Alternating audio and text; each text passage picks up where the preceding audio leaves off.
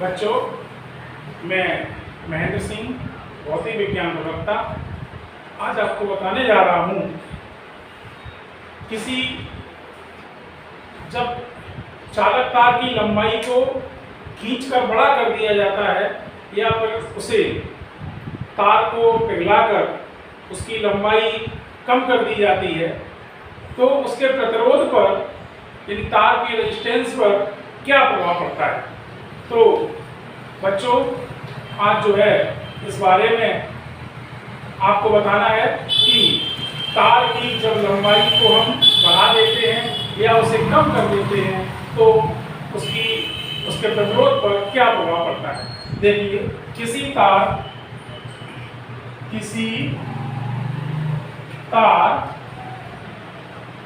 की लंबाई n गुनी कर देने पर, n गुनी का यहाँ अर्थ है कि हम उसको 2 गुना कर दें, 3 गुना कर दें, उसको आधा कर दें, आधा तो 1/2 कर दें, तो उसके प्रतिरोध पर क्या प्रभाव पड़ता है। किसी तार की लंबाई n गुनी कर देने पर, n गुनी कर देने पर उसके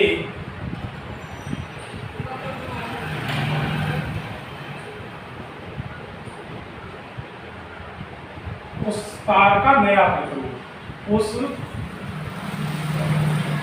उस तार का नया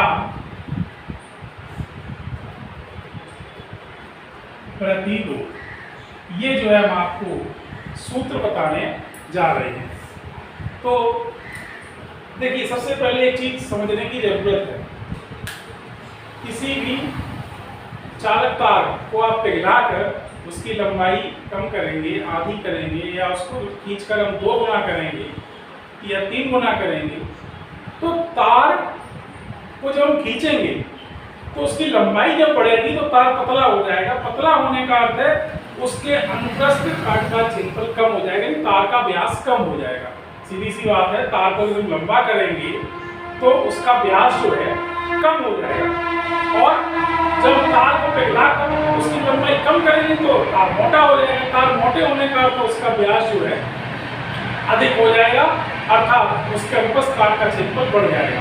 तो तार को खींचने से या उसकी लंबाई को कम करने से उसकी जो क्षेत्रफल है, तार का जो अनुप्रस्थ काट का क्षेत्रफल, तार का व्यास है, वो कम ज्यादा होता है और उसकी लंबाई कम ज्यादा होती है। लेकिन एक चीज नहीं बदलती, तार का आयतन। तार का आयतन बच्चों नहीं बदलेगा। तो सबसे पहले हम आपको बताएंगे तार के आयतन के बारे में। तो तार का प्रारंभिक आयतन बराबर होगा तार का बाद में आयतन। तो यदि हम तार की प्रारंभिक लंबाई को माना तार की प्रारंभिक लंबाई L1, तार की प्रारंभिक लंबाई L1 तथा तार के अनुप्रस्थ काट का प्रारंभिक क्षेत्रफल बराबर A1। लंबाई को मैंने माना है L1 और प्रारंभिक क्षेत्रफल को माना है L1। तार को n गुना खींच देने पर उसकी लंबाई हमने मान ली L2 तथा बाद में क्षेत्रफल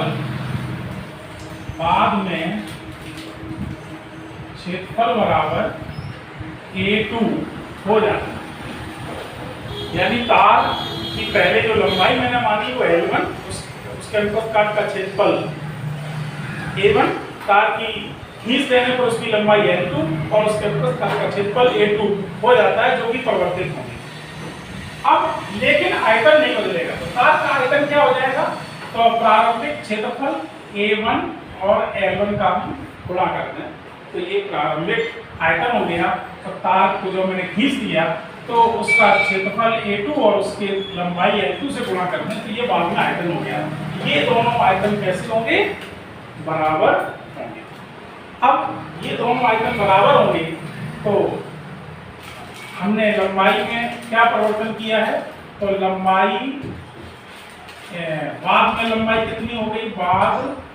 नई लंबाई बाद में खींच देने पर लंबाई, इसे लिखेंगे खींच देने पर लंबाई क्या है? L2 है। खींच देने पर लंबाई L2 है, तो इस L2 का जो मान निकलेगा वो A1 L1 बटे क्या निकलेगा? A2 निकलेगा। A1 L1 बटे A2 निकलेगा। ठीक है। अब जो है बच्चों देखते हैं, आपने एक सूत्र पढ़ा होगा विशिष्ट प्रतिरोध। किसका सूत्र है?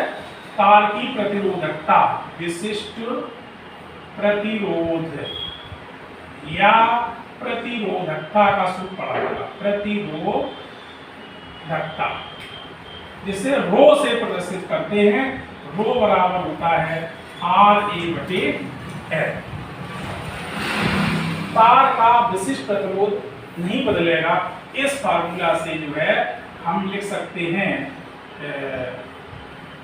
या R का मान क्या होगा? R बराबर निकाले, क्रॉस गुणा करो, रो L अपॉन A। इस सूत्र से हम लिखेंगे R1। तार का पहले प्रतिरोध क्या था? रो तो रो रहेगा, ये नहीं बदलेगा, विशिष्ट प्रतिरोध है L1 बटे में A1, समीकरण नंबर A। R2 बराबर रो L2 बटे A2। इस सूत्र से देख रहे हैं, तो ये हो जाएगा पहले प्रतिरोध और बाद में प्रतिरोध। अब इन दोनों प्रतिरोधों का अनुपात निकालें तो R2, हमें नया प्रतिरोध चाहिए तो R2 को ऊपर लिखें, R2 अपॉन R1, इसको लिखिए रो L2 अपॉन A2, R2 का मान अपॉन ये वाला देखिए रो L1 अपॉन A1। तो यहाँ पर जो है R2 अपॉन R1 बराबर, यहाँ पर रो विशिष्ट प्रतिरोध है, ये रो का मान जो है हम काट देंगे, ये रो से रो कैंसिल हो गई, तो इसे क्या लिखेंगे? L2 का ऊपर A1 में गुणा होगा, A1 अपॉन इस L1 का A2 में गुणा होगा, L1 इंटू A2। अब जो है यदि हम L2 का मान ये वाला, ये तो मान जो L2 का निकाला था, बाद में तार की लंबाई में क्या परिवर्तन हुआ था, ये मान अगर हम रखते हैं यहाँ पर, तो R2 अपॉन R1, L2 का मान है A1 L1, L2 का मान देखो A1 L1 अपॉन A2, और इनटू में A1 अपॉन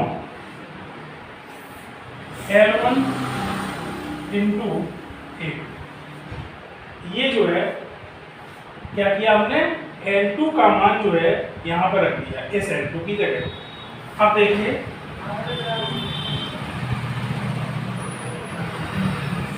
L2 जो तार की लंबाई है वो मैंने कितनी कर दी है? n गुनी की है। पर क्या लिखा है? तार की लंबाई n गुनी की है। तो तार की लंबाई n गुनी कर देने पर, तार की लंबाई n गुनी कर देने पर क्या होगा? तार की लंबाई n गुनी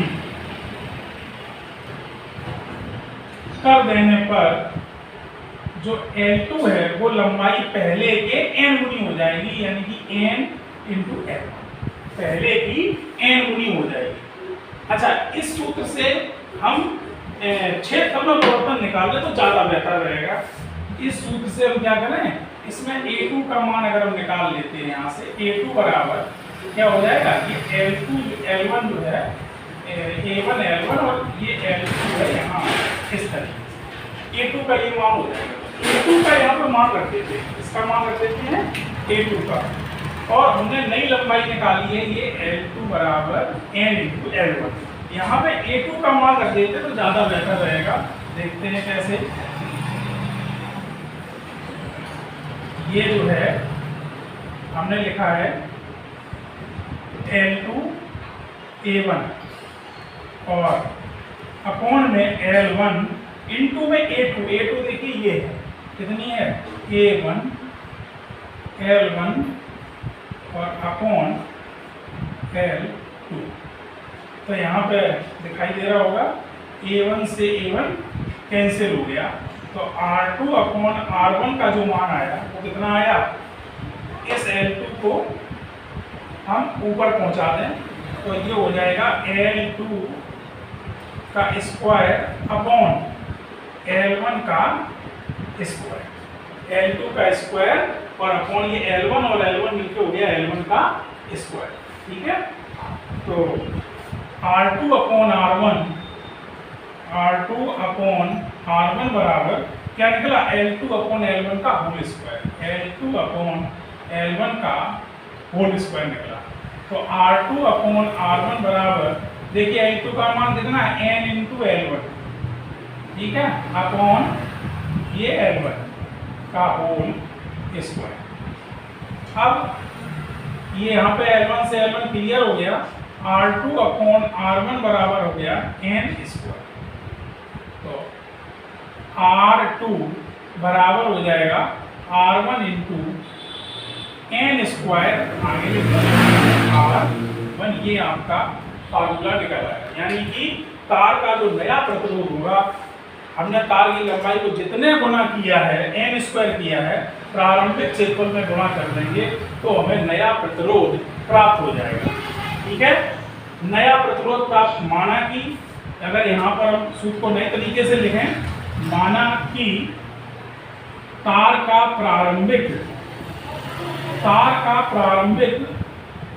प्रतिरोध R1 बराबर R है, प्रारंभिक प्रतिरोध R है। ठीक है, नया प्रतिरोध R2 बराबर R डैश, ये तुम्हें ज्ञात करना है, R डैश ये ज्ञात करना है। तो ये मान याद रखते हैं, तो R डैश बराबर हो जाएगा n स्क्वायर इंटू में किसी तार का नया प्रतिरोध हमें ज्ञात करना है, तो क्या करेंगे बच्चों, उस तार का जो नया प्रतिरोध हमें ज्ञात करना है तो उसमें नया प्रतिरोध हमें R डैश का जो मान होगा वो n स्क्वायर इंटू R होगा। अब ये फार्मूला जो हमने आपको बताया, इस फार्मूला को हम आपको एक छोटा सा एग्जाम्पल लेकर के बता रहे हैं। इतना बच्चों समझ में आया? देखिए इसको कैसे करना है, रिपीट करते हैं एक बार, बाद में एग्जाम्पल बताते हैं। किसी तार की लंबाई n गुनी करते हैं तो उस तार का नया प्रतिरोध क्या होगा। जब किसी तार की लंबाई को आप n गुनी करेंगे तो उसके आयतन पे कोई फर्क नहीं पड़ेगा, तार के आयतन पे कोई फर्क नहीं पड़ेगा, तो तार का जो प्रारंभिक आयतन होगा वो तार के बाद में जो आयतन होगा उसके बराबर होगा। हमने मान लिया था क्या, तार की प्रारंभिक लंबाई L1 क्षेत्रफल A1, ठीक है, बाद में n गुना खींच देने पर उसकी लंबाई L2 और क्षेत्रफल A2 हो जाता है, ये बताया था। इसके अकॉर्डिंग इसका आयतन होगा A1 L1, पहले का आयतन, प्रारंभिक आयतन, और बाद में जो आयतन होगा A2 L2, ये बाद का जो आयतन होगा। अब खींच देने पर क्या होगा, खींच देने पर उसका क्षेत्रफल, यहाँ पे लंबाई लिखा है, खींच देने पर नया क्षेत्रफल हो जाएगा। ये क्या हो जाएगा, नया क्षेत्रफल। A2 का मान इससे निकाला है A1 L1 अपॉन L2। विशिष्ट प्रतिरोध या प्रतिरोधकता इसे कहते हैं। प्रतिरोधकता रो बराबर होता है RA बटे L, तो R बराबर हो जाएगा रो L अपॉन A। इस सूत्र से हमने पहले का प्रतिरोध R1 निकाला, मान रखा L की जगह L1, A की जगह A1। इसी प्रकार बाद का प्रतिरोध R2 निकाला, L की जगह L2 और A की जगह A2। तो इस तरह से दो समीकरण निकले। मैंने प्रतिरोधों का अनुपात निकाला R2 अपॉन R1, तो निकल के ये जो है आया आपका ये R2 अपॉन R1 बराबर L2 अपॉन L1 का होल स्क्वायर, ये लिखा। अब तार की लंबाई n गुना की है, पहले लंबाई उसकी L1 थी और उसमें n गुनी आपने किए तो n का गुणा कर दो, तो ये नई वाली लंबाई है। तो नई वाली लंबाई जो L2 है, हमने L2 का जो यहाँ मान रखा n × L1 यहाँ पे। जैसे ही L1 कटा तो R2 अपॉन R1 आया n स्क्वायर, यानी R2 बराबर नया प्रतिरोध बराबर n स्क्वायर × R1। अब माना कि तार का प्रतिरोध R1 हम पहले से मान लें R ओम है, तो नया प्रतिरोध जो उसका होगा R2, R डैश को हमें ज्ञात करना है। हमने नए प्रतिरोध को R डैश मान लिया, तो R2 की जगह R डैश लिख दें, n स्क्वायर लिखा है, R1 की जगह R लिखा है, तो हमें n गुनी लंबाई कर देने पर उसका नया प्रतिरोध प्राप्त हो जाता है। एग्जाम्पल लेते हैं, देखिए एग्जाम्पल से आपको बताते हैं। माना कि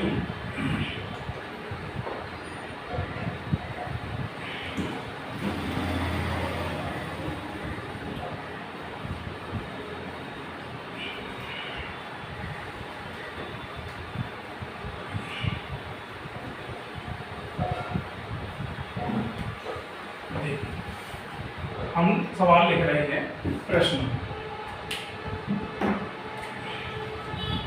लिख रहे हैं।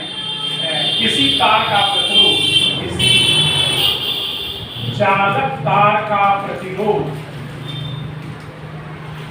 किसी चालक तार का प्रतिरोध 16 ओम है, उसे पिघलाकर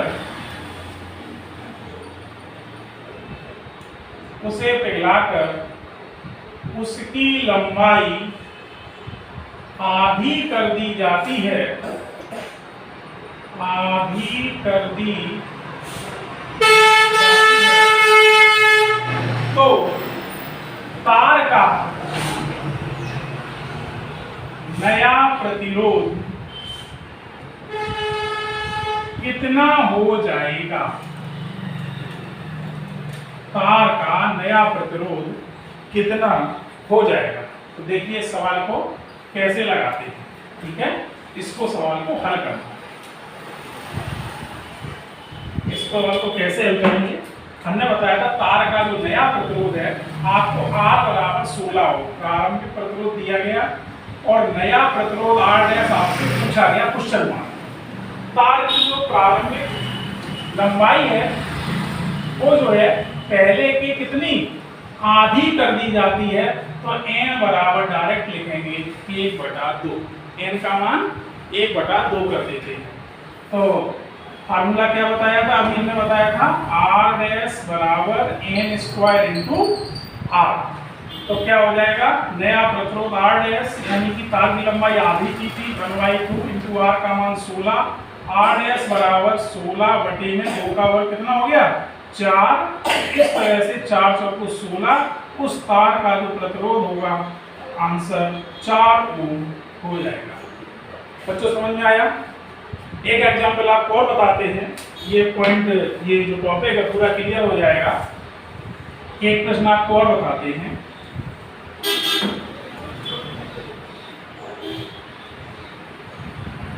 किसी तार की लंबाई को खींचकर हम 2 गुना कर दें, किसी तार की लंबाई को खींचकर 2 गुना कर दें। प्रश्न